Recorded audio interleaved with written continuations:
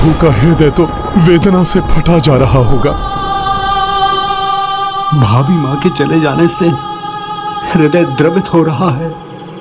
मैंने तो प्रभु और माता के सुखमय मिलन की कल्पना की थी। सोचा था कि प्रभु का परिवार पुनः एक साथ होगा तो सभी के मुख पर प्रसन्नता छाई होगी, किंतु ये पल तो घोर निराशा के पल बन गए। सभी रो रहे हैं, सभी दुखी हैं। पुत्र, सबका ध्यान रखना। पुत्रों, अब माता यहाँ नहीं है, किंतु तुम्हें दुखी देखकर वो कदापि प्रसन्न नहीं होती। माता ने तुम्हें सबल और दृढ़ बनाया है पुत्रों। उसका परिचय दो तुम दोनों पुत्रों। अपने पिता प्रभु श्री राम को जिस अपार कष्ट का अनुभव हो रहा है, उससे अब उन्हें तुम ही निकाल सकते हो। माता, माता। प्रभु, हे परमेश्वर, माता इस प्रकार हम सभी को दुखी देखकर स्वयं कितनी दुखी होंगी। उन्होंने जीवन में इतने कष्ट देखे, इसलिए अब तो माता को हमारे कारण और कोई पीड़ा नहीं होनी चाहिए प्रभु। और माता पीड़ा मुक्त तभी रहेंगी जब हम अपनी पीड़ा को भुला देंगे। प्रभु, मुझे ज्ञात है माता सीता के बिना आप अधूरे हैं, किंतु आपके इस अधूरेपन को दूर करने वो अपने दो नन्हे स्वरूप तो आपके पास छोड़कर गई हैं। प्रभु, अब आप इन्हीं को अपने जीवन का आधार बनाकर इनसे संबल प्राप्त कर अपने आप को आप संभालिए प्रभु। आप इन दोनों को लेकर अयोध्या लौट चलिए प्रभु।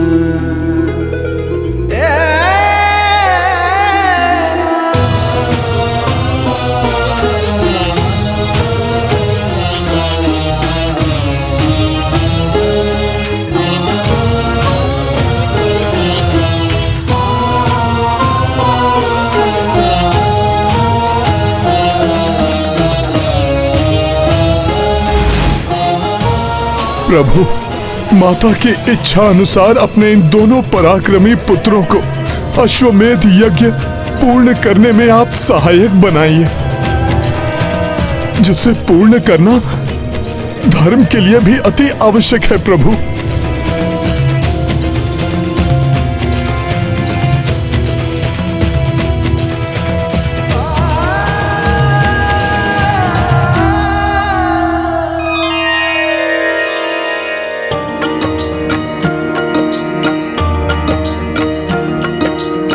सबहु परस्पर ढाढ़स बंधाए, लव कुश सहित अवधपुरी आए। देखी हर साई नर और नारी, तिन्हु माता स्नेह निहारी। किंतु जब सीता न देखी, रोए नयन स्मृत वैदेही। लव कुश बैठी निकट रघुराई, पूर्णाहुति श्री यज्ञ प्रदाई। सिया राम जय हनुमान। हनुमत हर्ष पुष्प बरसाए, जोड़ रघुराई तक जाए। सीता मूर्त सजीव हो आई, देखे राम लव कुश कपिराई। सिया राम जय हनुमान। राम सिया राम जय हनुमान। ये गाथा महाबली हनुमत की, रुचिकर लीला राम भगत की। जय जय जय रघुनंदन राम, जय जय जय महाबली हनुमान। जय जय जय रघुनंदन राम, जय जय जय महाबली हनुमान। प्रभु श्री राम की जय। प्रभु श्री राम की जय। प्रभु श्री राम की जय।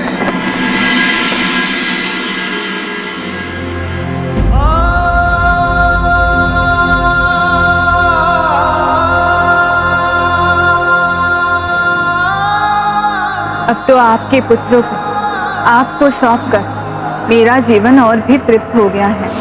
इसलिए अब मुझे अंतिम परीक्षा देने का समय आ गया है, जिसके बाद कभी भी कोई मुझ पर संदेह की उंगली ना उठा सके। सीता!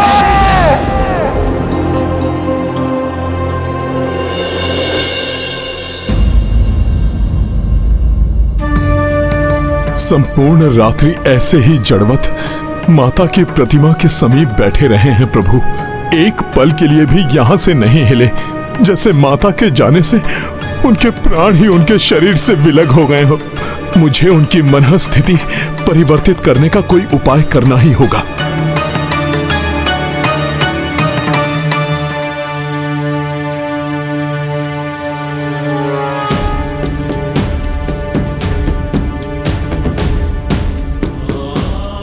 प्रभु, आपके दोनों पुत्र तो बहुत नटखट हैं। अभी अभी दोनों को कंधे पर बैठाकर संपूर्ण अयोध्या का भ्रमण करवा कर लाया हूं। प्रभु, किंतु उनका तो मन ही नहीं भरा अभी। प्रभु, आपके कक्ष के दाएं बाएं उनके कक्ष भी सज्जित करवा दिए हैं।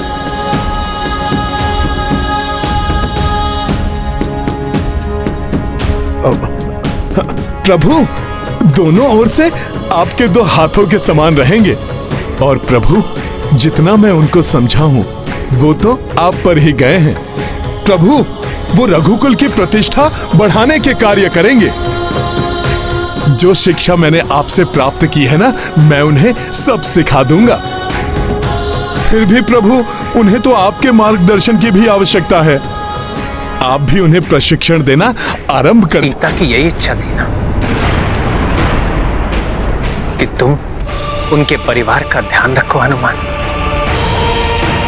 हनुमान, यदि तुम ना होते तो क्या होता मेरा?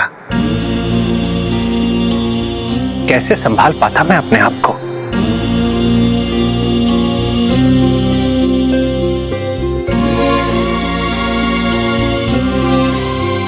सीता ने उचित कहा, उसका कार्य पूर्ण हो चुका है।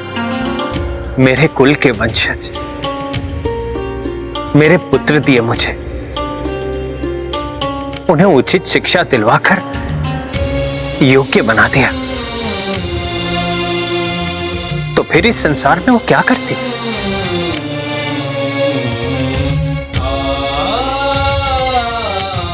यही शब्द है ना मेरी सीते के, जब वो मुझे छोड़कर गई। प्रभु, ये आप क्या कह रहे हैं? हनुमान,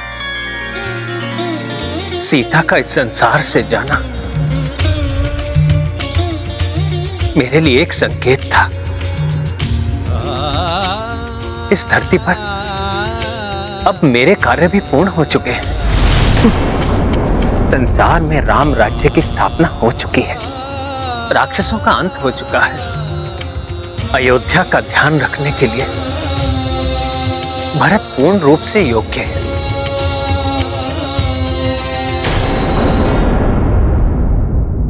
फिर इस संसार में मेरे जीने का क्या अर्थ है हनुमान? फिर तो अब मैं भी संसार त्याग सकता हूं। प्रभु, प्रभु ऐसा क्यों कह रहे हैं? प्रभु, आप ऐसा कोई निर्णय मत ले लीजिएगा। ले भी नहीं सकूंगा हनुमान, क्योंकि तुम मुझे ऐसा नहीं करने दोगे। और फिर मेरे साथ मेरी परछाई के रूप में लक्ष्मण भी तो है ना। अपनी परछाई को छोड़कर कोई भला कैसे जा सकता है? पिताश्री के धरती से प्रस्थान करने के पश्चात लक्ष्मण ने मुझे पिता के स्थान पर रखा, किंतु पिता के समान सदैव ध्यान तो उसी ने मेरा रखा। लक्ष्मण ने सदा संभाला है मुझे हनुमान, सदा संभाला है। वनवास के समय भोजन का एक निवाला भी ग्रहण किए बिना एक पिता के समान सदैव मेरी प्रत्येक इच्छा का ध्यान रखा है लक्ष्मण ने। रावण द्वारा सीता हरण के समय मैं टूट गया था। निराशा और क्रोध से भरकर ब्रह्मास्त्र से संसार को ही नष्ट करने चला था मैं। तब लक्ष्मण ने मुझे उस स्थिति से निकाला और मुझे युद्ध करने का साहस दिया। मैं जाना भी चाहूं तो उस लक्ष्मण को कैसे छोड़कर जा सकता हूं, जिसने गृह एवं परिवार, यहां तक कि अपनी पत्नी का त्याग कर मेरा साथ दिया।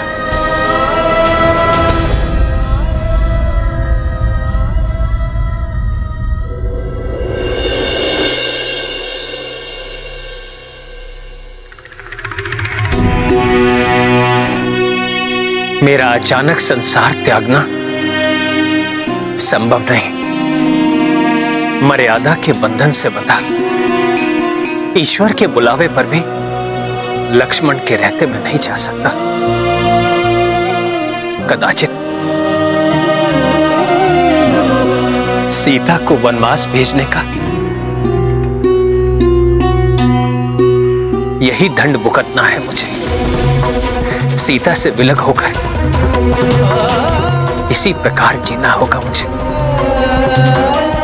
सीता रूपी प्राण जाने के बाद ये जो तुम्हारे समक्ष है, ये एक प्राण रहित शरीर ही तो है हनुमान।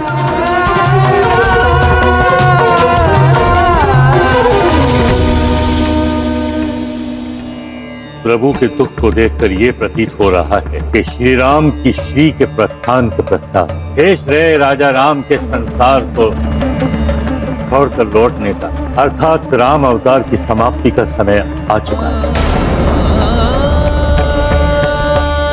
किंतु चिंता की कोई आवश्यकता नहीं।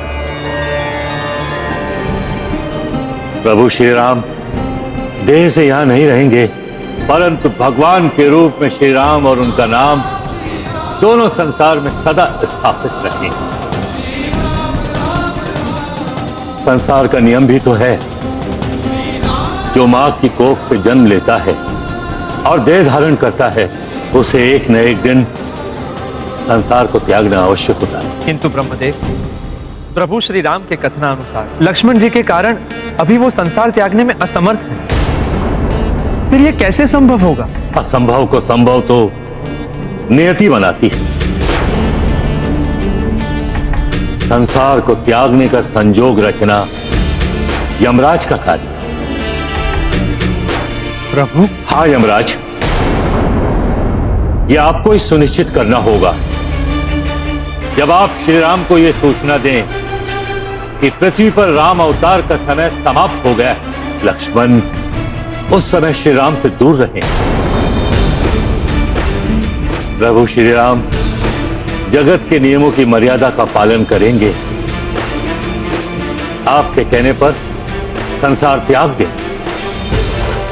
अब आप जाइए और अपना कार्य आरंभ करें। ब्रह्मदेव, लक्ष्मण जी को कुछ पल के लिए मैं राम जी से दूर कर भी दूं, किंतु उनका क्या, जो उनसे भी बड़ी बाधा है। प्रभु, हनुमान जी तो राम जी के प्रतिबिंब है। प्रभु, परछाई को कुछ पल के लिए मैं दूर कर भी दूं, किंतु प्रतिबिंब को कैसे हटा पाऊंगा मैं? प्रभु, मैं जिस भी रूप में वहां जाऊंगा, हनुमान जी मुझे पहचान ही लेंगे। उनके निगरानी में मैं राम जी को संसार त्यागने का संदेश कैसे दे पाऊंगा भला? निश्चिंत रहिए, नियति ने इसका संयोग भी पूर्व में ही निर्धारित कर दिया है, क्योंकि संकट जहां है संकट मोचन भी वहीं रहेंगे।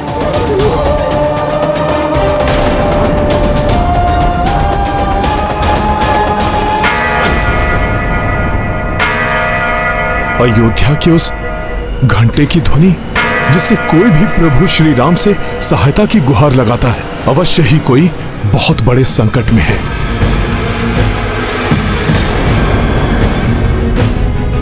प्रभु, मैं जाता हूं।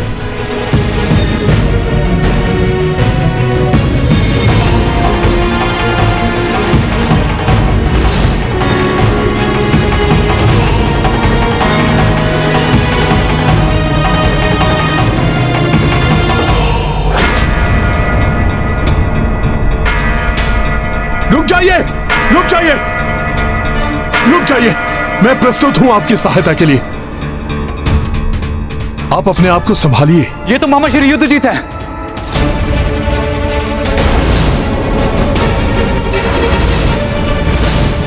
अपने आप को संभालिए मामा श्री। बताइए क्या संकट है, बताइए मामा श्री क्या हुआ है? गंधर्व यक्षों के समान शक्तिशाली, भोग विलास में लिप्त रहने वाले अहंकारी गंधर्व,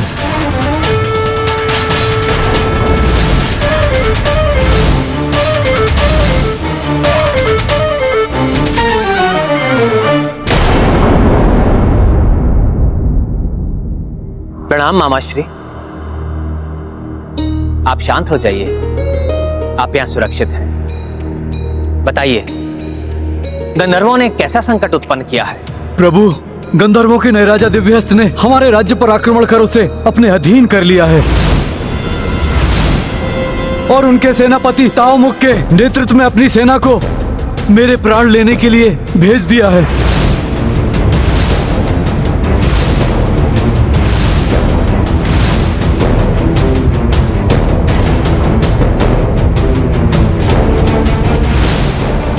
वो मायावी गंधर्व ऐसे हैं कि जहां जाते हैं वहां अंधकार छा जाता है।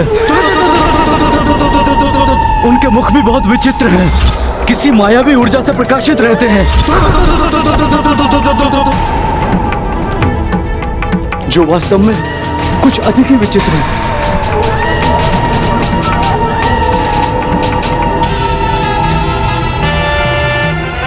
वो किसी भी क्षण मेरा अंत करने के लिए यहां पहुंच सकते हैं।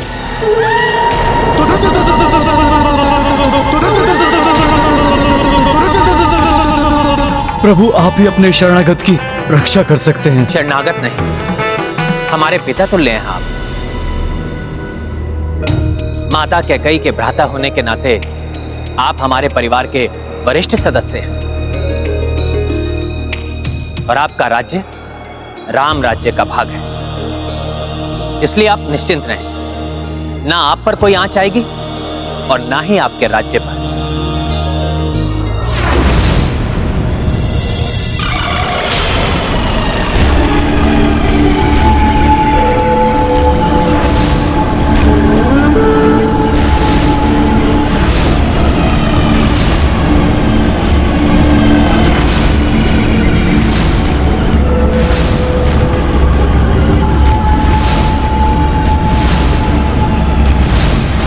ये आकाश में छाया अंधियारा इसी बात का सूचक है कि वो हमारे समीप हैं। उन्होंने जब हमारे राज्य पर आक्रमण किया था तो तब भी ऐसा ही हुआ था। प्रभु, सर्वप्रथम वो आगे से आए थे और उसके पश्चात उन्होंने हमें सभी दिशाओं से घेर लिया। प्रभु रक्षा कीजिए, प्रभु रक्षा कीजिए।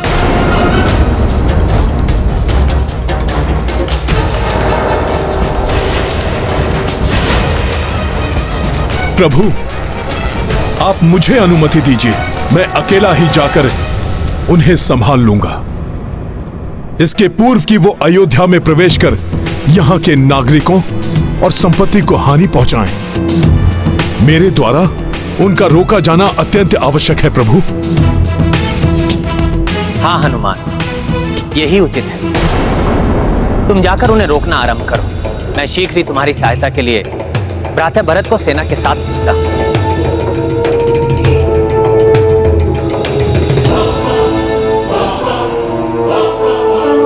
जय श्री राम।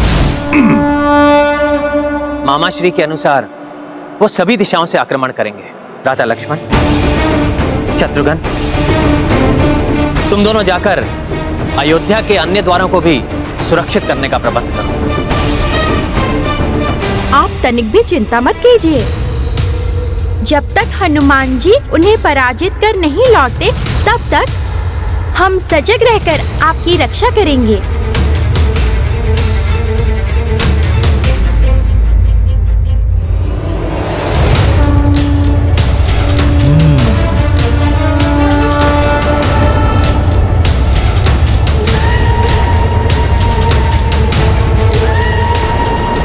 गंधर्वों की ये विशाल सेना इसी ओर बढ़ रही है। ये है रामायण, रामचंद्र गुण धाम की, सब सुधि जन करिए कथा श्रवण।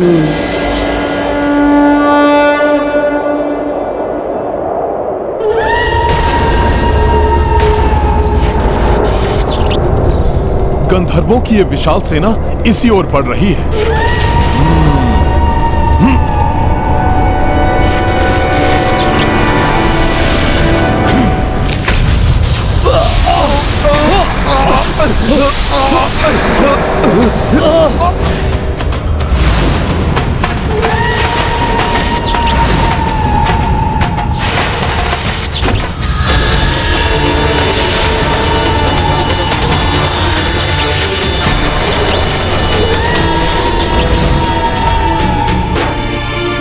अपने विचित्र अस्त्रों और दिव्य एवं मायावी शक्तियों से सुसज्जित वो बहुत ही शक्तिशाली और भयंकर हैं। अयोध्या की सेना के वहां पहुंचने तक हनुमान एकाकी उनका सामना कैसे करेंगे?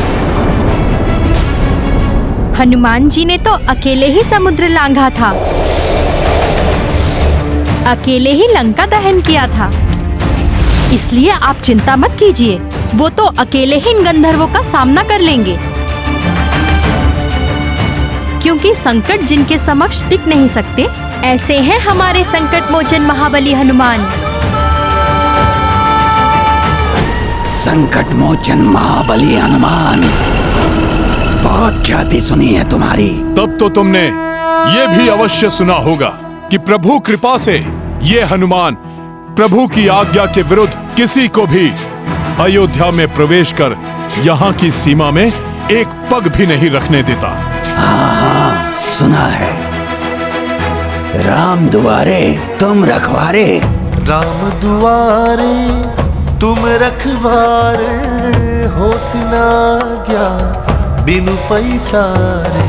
किंतु तुम क्या इस भ्रम में हो कि हमारी इतनी विशाल सेना को एकाकी ही रोक लोगे?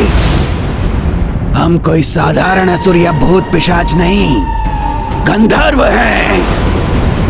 और मैं हूं इस गंधर्व सेना का सेनापति तामुख। हम गंधर्व राज दिव्य हस्त के आदेशानुसार अयोध्या से युद्ध जीत को लेकर ही जाएंगे, ताकि महाराज अपने हाथों से उस कायर के प्राण उसके तन से विलक कर सकें। आप लोगों ने रघुवंश के संबंधी को हानि पहुंचाकर पूर्व में ही दुस्साहस कर चुके हैं।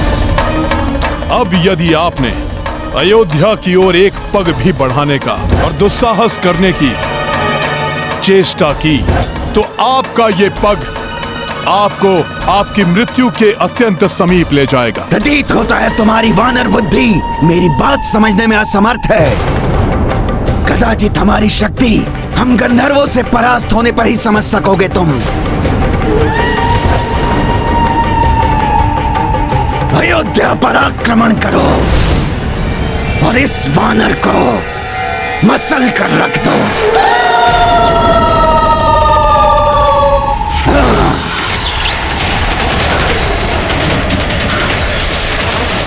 प्रतीत होता है इन गंधर्वों के पास विचित्र मायावी अस्त्र शस्त्र हैं।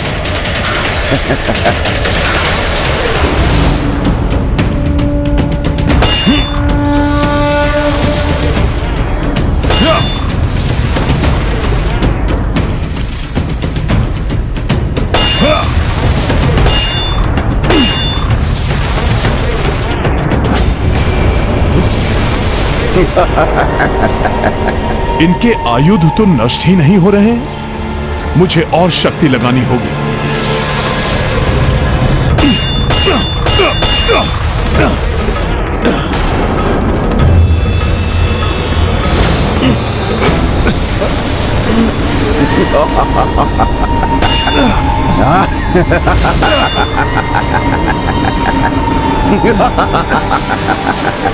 इनकी गदाओं की चमक से मेरे नेत्र चौंधिया रहे हैं। इन्हें देख पाना कठिन हो रहा है।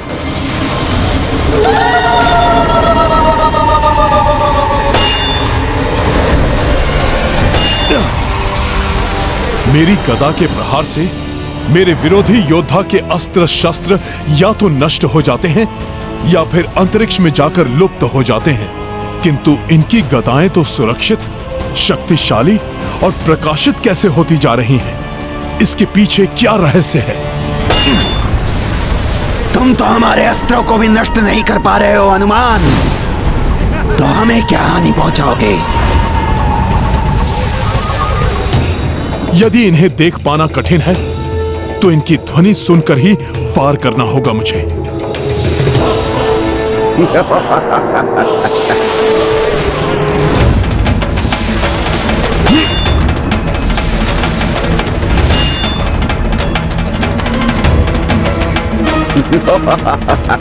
इनकी बढ़ती चमक और ध्वनि से तो ऐसा प्रतीत हो रहा है जैसे ये नष्ट ही नहीं हो रही, अपितु इनकी शक्ति में और वृद्धि होती जा रही है। अब मैं क्या करूं? हाँ।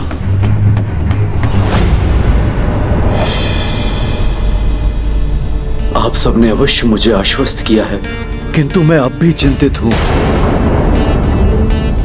हनुमान उनका सामना कर भी पाएंगे?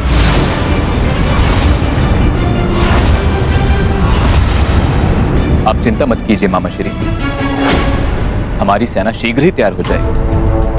फिर मैं सेना को लेकर हनुमान जी की सहायता के लिए पहुंच जाऊंगा। हम सब मिलकर उन गंधर्वों को खदेड़ देंगे और आपके राज्य को उनके आतंक से मुक्त करा देंगे। तब तक मुझे हनुमान जी की सहायता के लिए जाना चाहिए।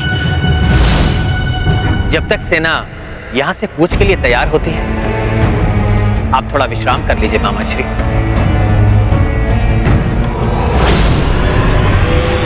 तनिक भी विश्राम का अवसर नहीं देंगे हमारे अस्त्र तुम्हें। तुम उनसे ही संघर्ष करते रह जाओगे और हम तुम्हारे नेत्रों के समक्ष अयोध्या से युद्ध जीत को ले जाएंगे। ये तुम्हारा भ्रम है। हाँ, अब ये बालक कौन है?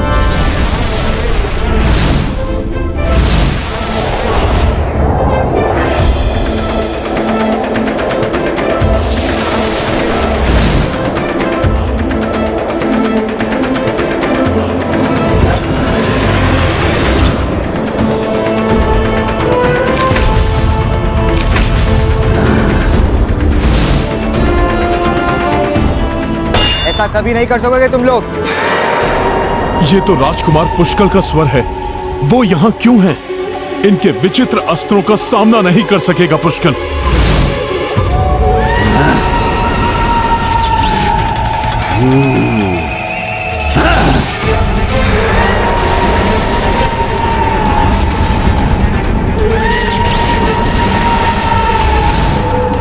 लो, एक और योद्धा आया है हम गंधर्वों के हाथों मृत्यु पाने।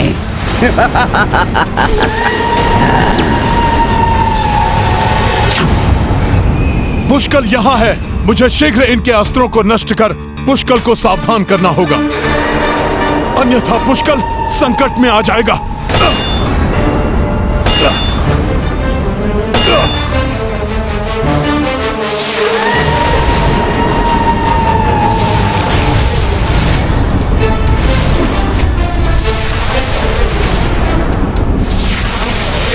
हनुमान जी, मैं बाण किस पर लक्षित करूं?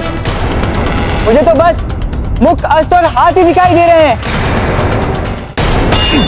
पुष्कर, ये गंधर्व भी मायावी हैं और उनके अस्त्र भी, इसलिए यहां रहना तुम्हारे लिए सुरक्षित नहीं। लौट जाओ तुम यहां से, और जब तक मैं ना इनसे निपट लूं, किसी को भी यहां आने मत देना।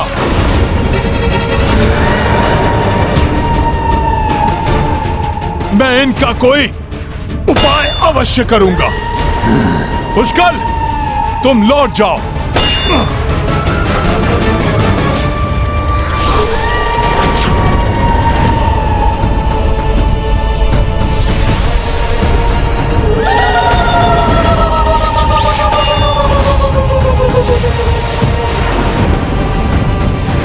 अवश्य इन गंधर्वों ने पुष्कर को घेर लिया है, मुझे ही कुछ करना होगा।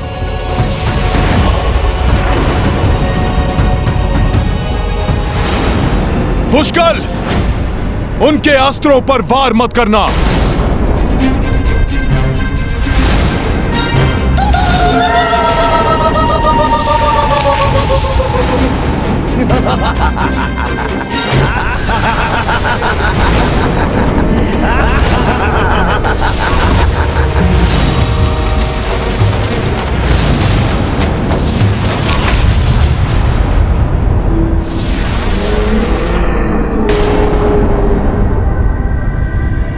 मैंने कहा था ना, हम कोई साधारण राक्षस या तुच्छ शत्रु नहीं जिन्हें तुमने पूर्व में पराजित किया है। गंधर्व हैं हम, जिनके हाथों तुम उस युद्ध जीत की रक्षा करने के लिए व्यर्थ ही अपने प्राण गंवाओगे।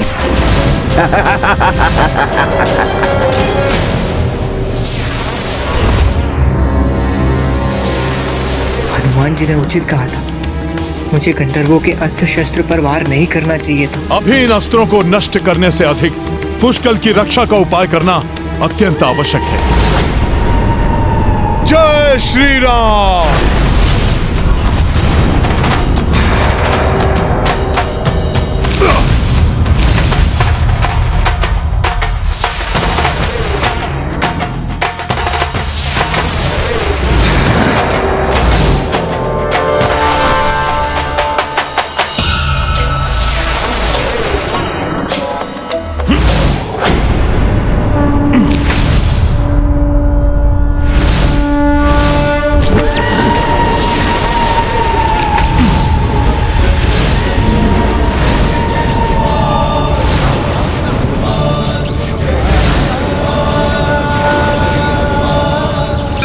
ये वानर क्या कर रहा है?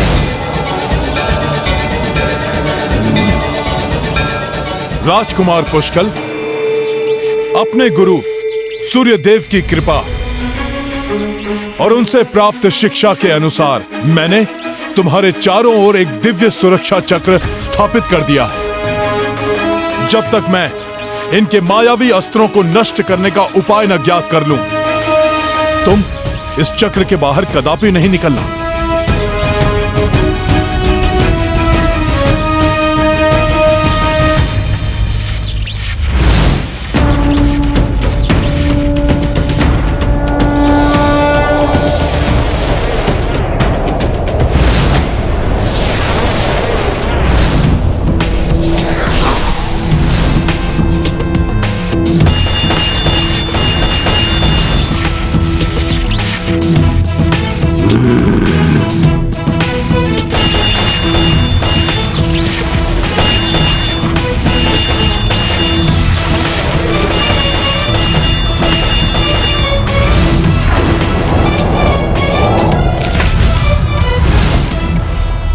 हमारे मायावी अस्त्रों को नष्ट नहीं कर सकेगा ये वानर।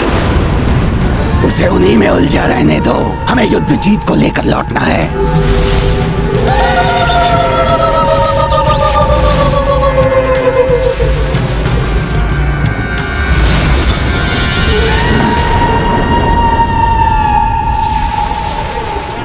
प्रतीत होता है इस स्वर से तो गंधर्व और शक्ति एकत्रित करने की चेष्टा कर रहे हैं।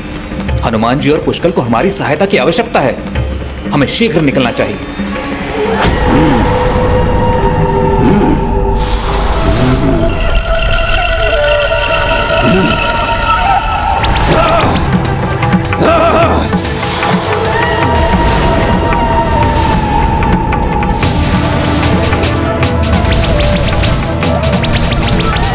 आज जो भी तुम्हारी इस अयोध्या नगरी से हमारे मार्ग में बाधा बनेगा, चाहे वो स्वयं राजा राम ही क्यों ना हो, उनको पराजित करेंगे हम।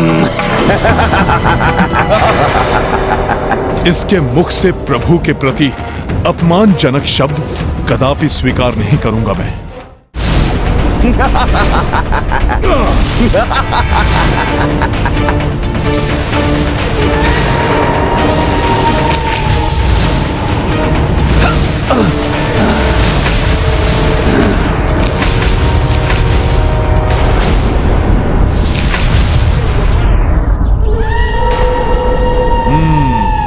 अर्थात ये सभी अस्त्र तभी तक सक्रिय रहेंगे जब तक उनको चलाने वाले सक्रिय हैं। अब देखना दुष्ट गंधर्व सेनापति तावमुख कि हनुमान क्या करता है।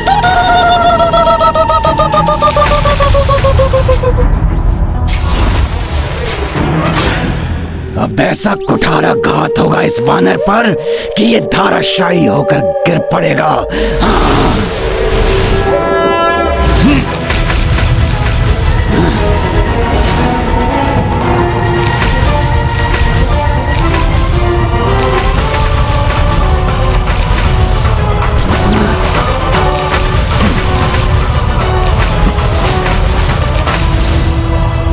ये वानर हमारे अस्त्रों को विफल करने का प्रयास कर रहा है।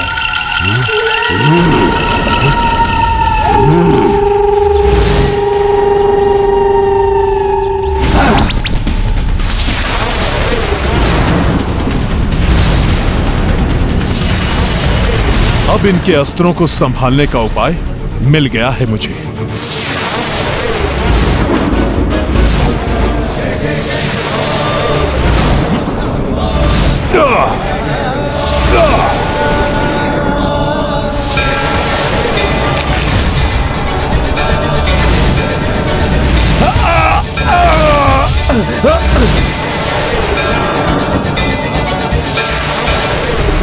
हनुमान जी ने इन्हें गिराने का उपाय ढूंढ ही लिया है।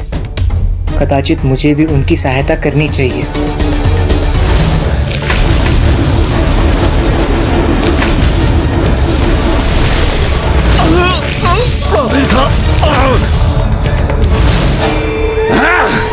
हनुमान मेरे मायावी गंधर्व सैनिकों को क्षतिग्रस्त करने में कैसे सक्षम हो पा रहा है?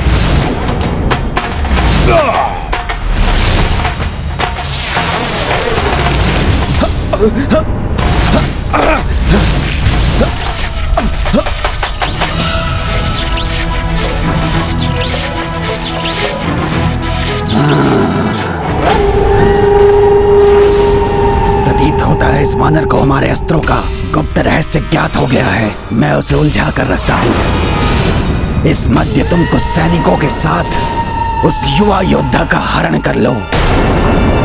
हम उसे ही बंदी बनाकर गंधर्व राज के पास ले जाएंगे।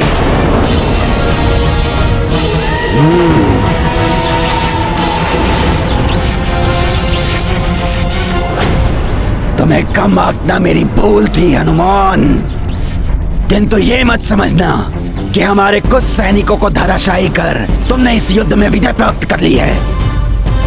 युद्ध तो अभी प्रारंभ होगा हनुमान।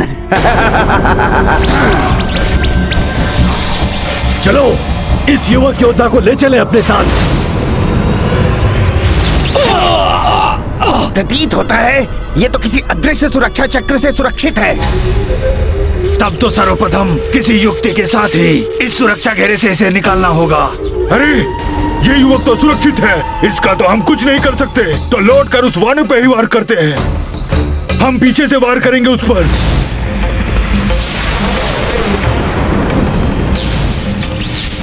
मुझे तो इसे तभी तक उलझा कर रखना है जब तक मेरे सैनिक अपना कार्य पूर्ण नहीं कर लेते।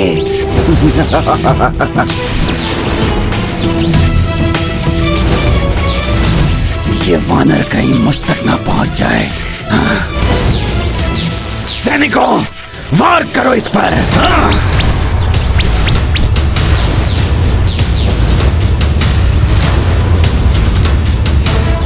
दुष्टों को हनुमान जी के पीछे से वार नहीं करने दूंगा मैं। इनके अस्त्रों को प्रभावहीन करने का उपाय मुझे भी ज्ञात हो ही गया है। तो मुझे भी हनुमान जी की सहायता करनी चाहिए।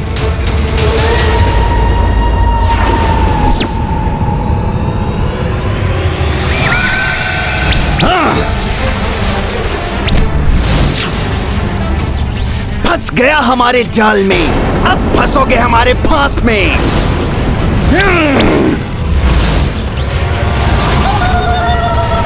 अरे तो ये क्या इनका छल मात्र था, मुझे उस सुरक्षा चक्र से निकालने के लिए?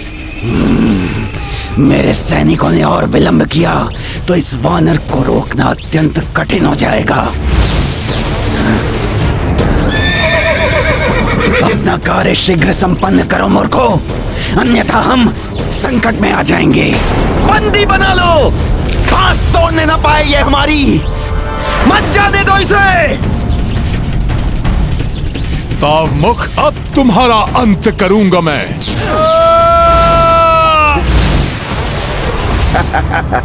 समय रहते बंदी बना लिया हमने इसे। वानर, हम अपने उद्देश्य में सफल हो गए, हमारा कार्य पूर्ण हुआ। हमारा कार्य पूर्ण हुआ। ये किस कार्य के पूर्ण होने की बात कर रहे थे? युद्ध जीत जी तो अयोध्या में सुरक्षित है। पुष्कल!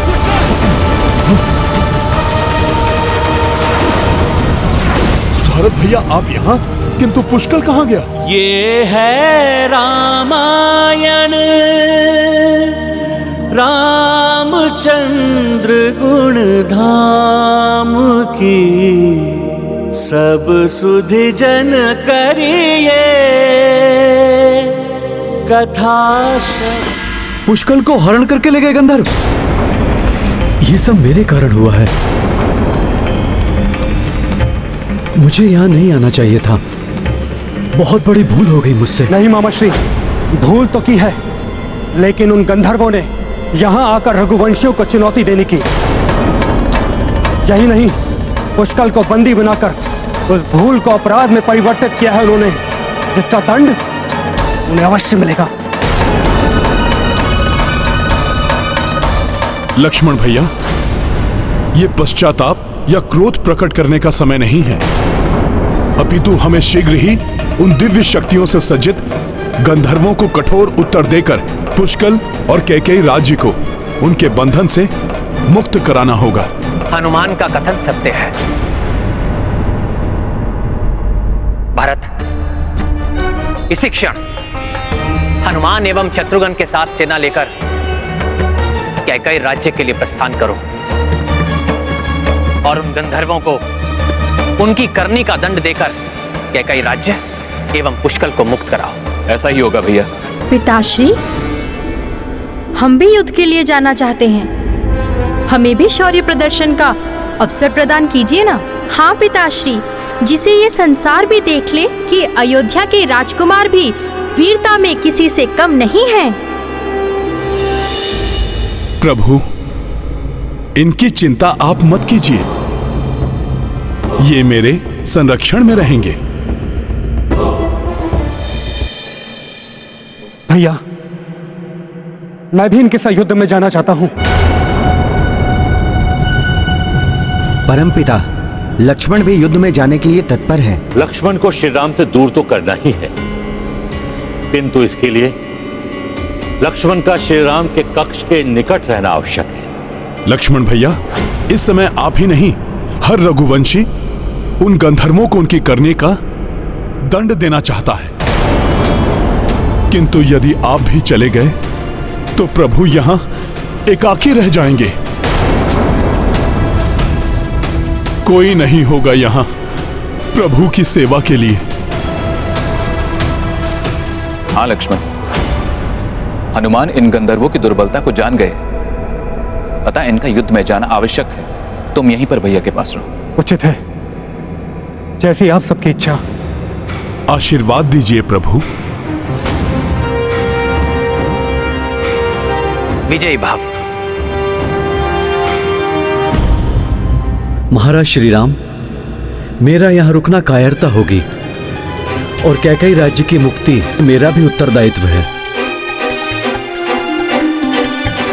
कृपया मुझे भी युद्ध में जाने की अनुमति दीजिए। उचित है मामाश्री। जाइए, सूर्य देव की कृपा से विजयश्री आपके साथ आलिंगन अवश्य करेगी।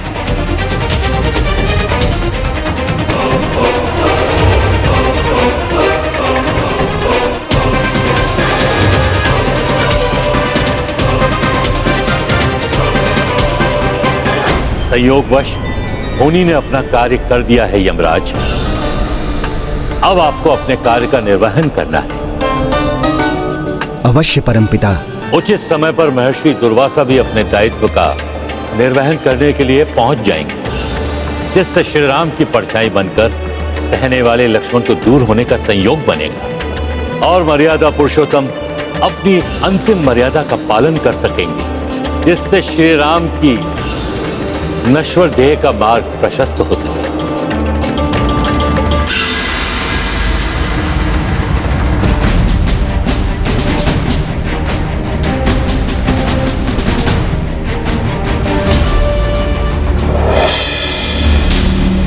सभी के साथ अब हनुमान जी भी राजमहल से प्रस्थान कर चुके होंगे। अब मुझे श्री राम के कक्ष में प्रवेश करने से कोई नहीं रोक सकता।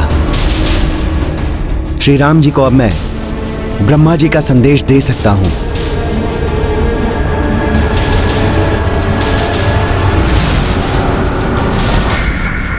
विमान में सब तो दिखाई दे रहे हैं, किंतु हनुमान दिखाई नहीं दे रहे।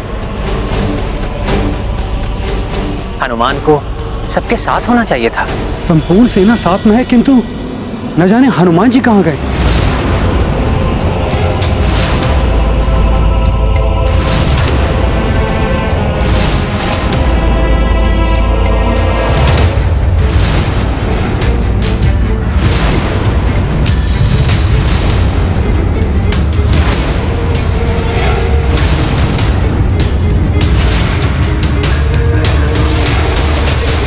प्रतीत हो रहा है हनुमान सबके साथ नहीं गए, अर्थात वो अभी भवन में ही है।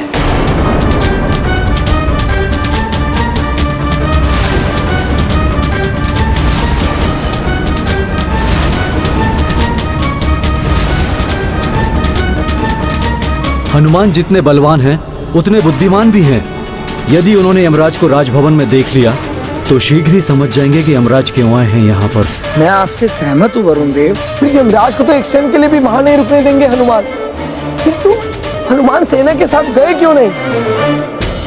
यमराज को तो ज्ञात ही नहीं है कि हनुमान भी वहीं पर है।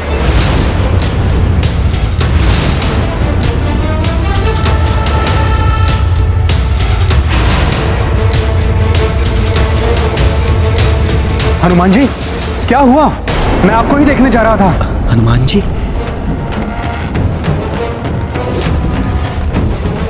हनुमान जी यहाँ रुक कैसे गए? इन्हें ज्ञात तो नहीं हुआ कि मैं... अब क्या करूं? सर्वप्रथम तो मैं अपना रूप परिवर्तित कर लेता हूं।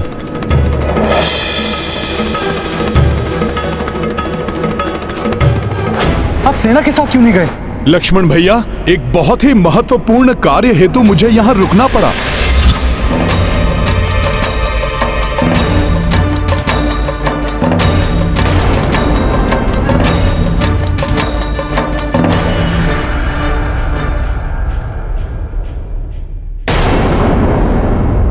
मुझे क्षमा करें प्रभु,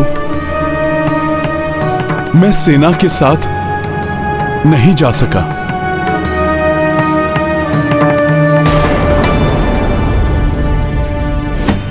यदि हनुमान जी ने न जाने का निर्णय ले लिया तो मैं अपने उद्देश्य में कदापि सफल नहीं हो पाऊंगा।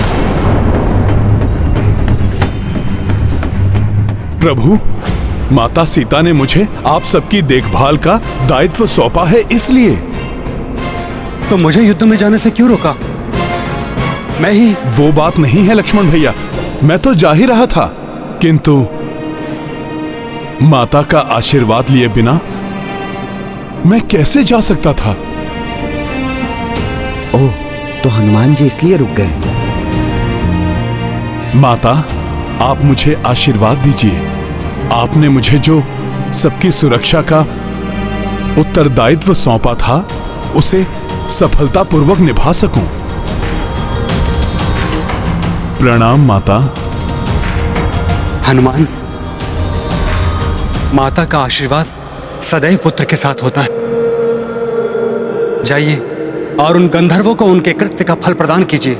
हाँ लक्ष्मण भैया, आप भी प्रभु का पूर्णतया ध्यान रखिएगा। मेरी ही भांति आप भी प्रभु के कक्ष के बाहर सदैव उपस्थित रहिए, जैसे कि आप वनवास के समय दिन रात सजग रहते थे। कहीं ऐसा तो नहीं कि मेरे आने के पश्चात आपका वो अभ्यास छूट गया हो? जहां श्रद्धा और समर्पण हो वहां कोई अभ्यास नहीं छूट सकता हनुमान। आप निश्चिंत होकर जाइए। मैं भैया की परछाई की भांति सदैव इनके साथ रहूंगा। चिंता मत कीजिए हनुमान। वनवास में मैंने जैसे भैया की सेवा की थी वैसे ही अब भी करूंगा। उचित है लक्ष्मण भैया, आज्ञा दीजिए प्रभु। विजय भाव।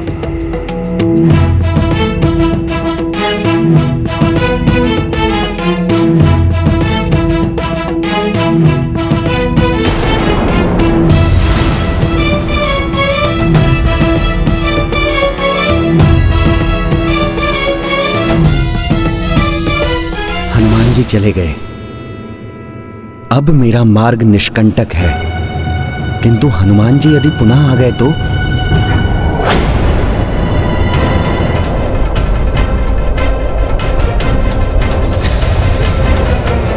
प्रतीत होता है कि हम अपने ननिहाल कैकई राज्य के निकट पहुंच रहे हैं, किंतु यह अंधकार। भरत, ये अंधकार गंधर्वों की उपस्थिति से उत्पन्न हुआ है यहाँ। परंतु हनुमान जी कहाँ हैं? उन्हें तो हमारे साथ होना चाहिए था। उन्हें ही तो गंधर्वों को परास्त करने का और उनके अस्त्रों को निष्क्रिय करने का अनुभव है। लव, सावधान हो जाओ। हाँ कुश, अब किसी भी क्षण हमारा सामना गंधर्वों से होने वाला है।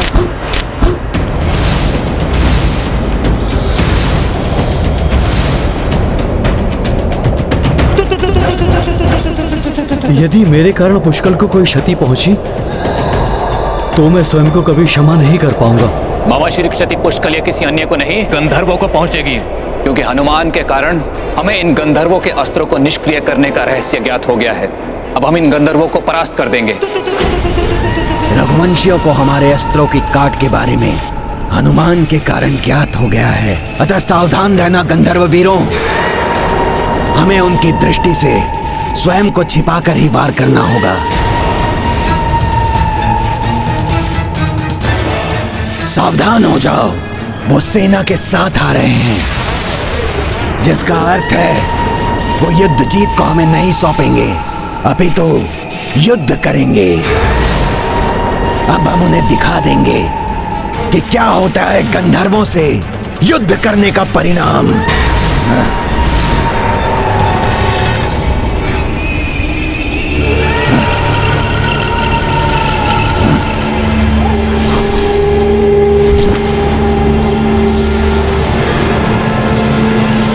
सावधान हो जाइए, गंधर्व हम पर वार कर रहे हैं।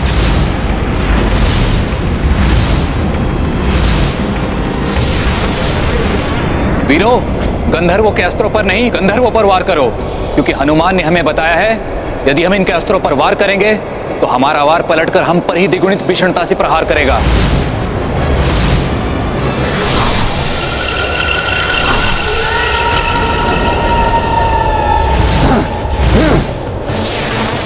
वो रहे गंधर्व सैनिक।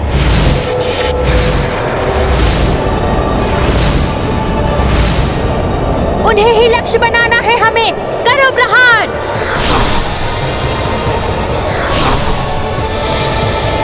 ये अस्त्रों से वार कर करके कंदराओं में छुप रहे हैं।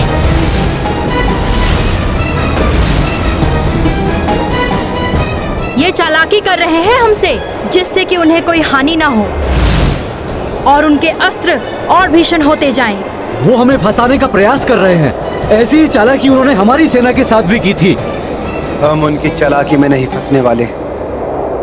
हमें पुष्पक को नीचे ले लेना चाहिए ताकि उनका फार विफल हो जाए।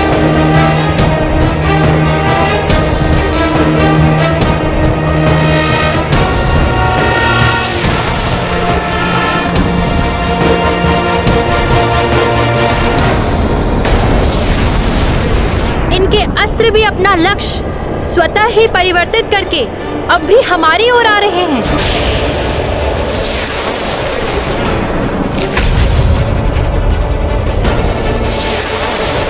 ये तो विकट स्थिति उत्पन्न हो गई है। ना तो हम इन पर वार कर सकते हैं और ना ही इनके वार से बच सकते हैं।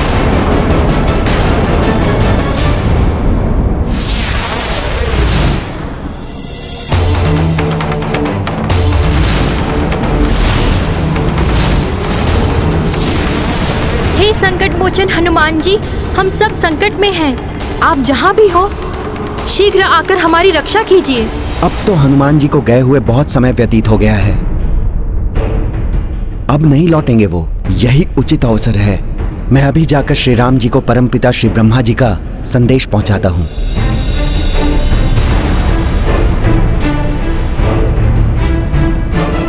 श्री रामचंद्र की जय।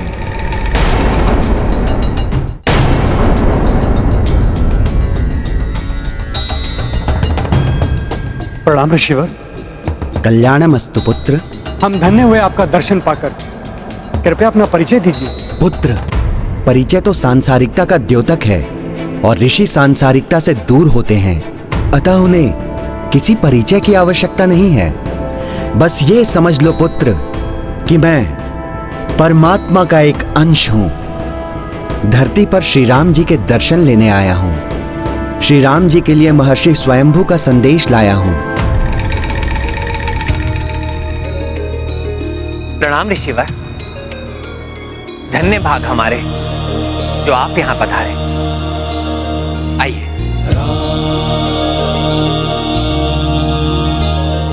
हम यूं ही हाथ पर हाथ रखे नहीं बैठ सकते भरत काका श्री। हमें शीघ्र ही कुछ करना होगा। किंतु क्या करें हम? हनुमान जी ने यहाँ आने से पूर्व हमें गंधर्वों के अस्त्रों पर प्रहार ना करने का निर्देश दिया था। किंतु हनुमान जी हैं कहाँ? हमने उन्हें मानसिक रूप से संदेश तो भेजा है, कदाचित आ जाएं वो। वो रहे हनुमान जी। गंधर्वों के ये अस्त्र, मैं किसी को भी आहत नहीं होने दूंगा इनसे। जय श्री राम।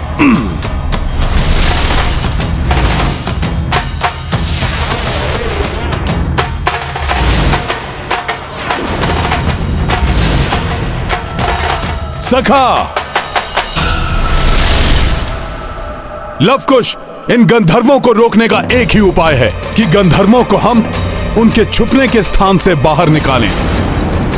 अतः तुम अपने दिव्य बाणों का सोच समझकर प्रयोग करो। जो आज्ञा हनुमान जी।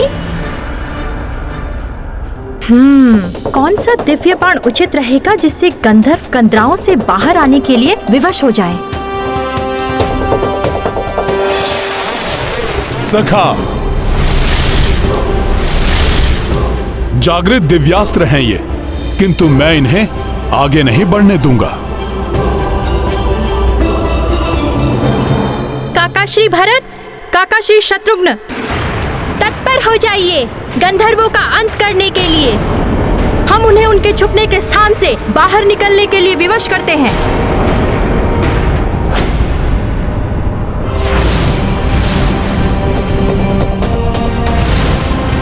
आग्नेयास्त्र प्रकट हो।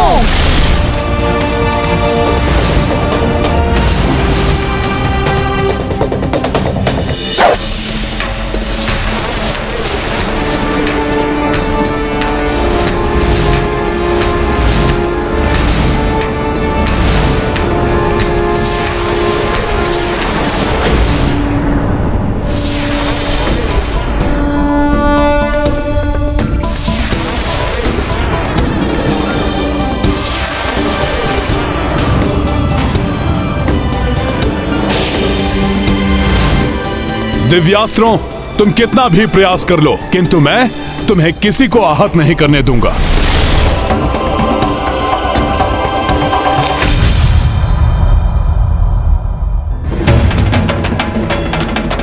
बहुत अच्छे लवकुश, अब तो गंधर्वों को बाहर निकलना ही पड़ेगा।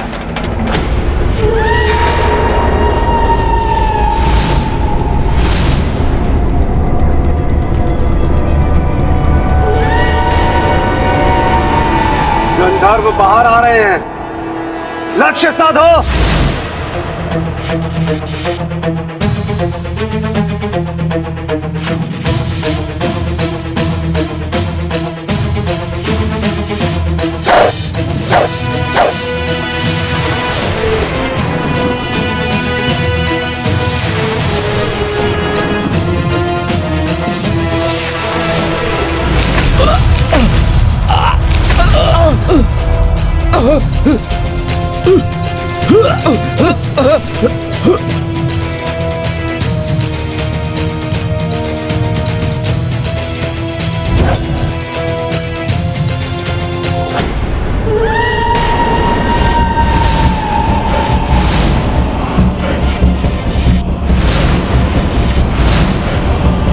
गंधर्व सैनिक तो बाहर आ गए, किंतु इनका सेनापति तावमुख और पुष्कल नहीं दिखाई दे रहे।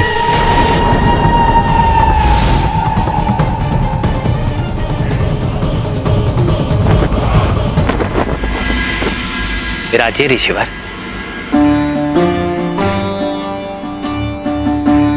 बताइए क्या संदेश लाए हैं आप मेरे लिए? और ये महर्षि स्वयंभू कौन है?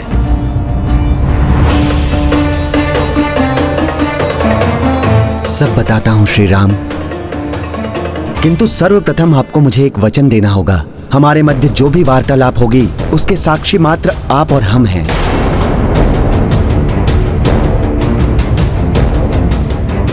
अन्य कोई भी इस बात को ना सुने।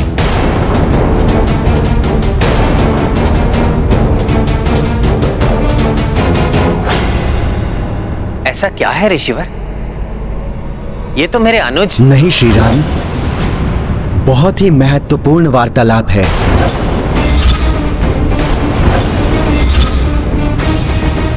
और हमारे इस वार्तालाप में हस्तक्षेप ना हो, ये निश्चित करने के लिए आपको ये विधान लेना होगा कि हमारे वार्तालाप में कोई व्यवधान उत्पन्न करे तो आप उसे मृत्यु दंड देंगे।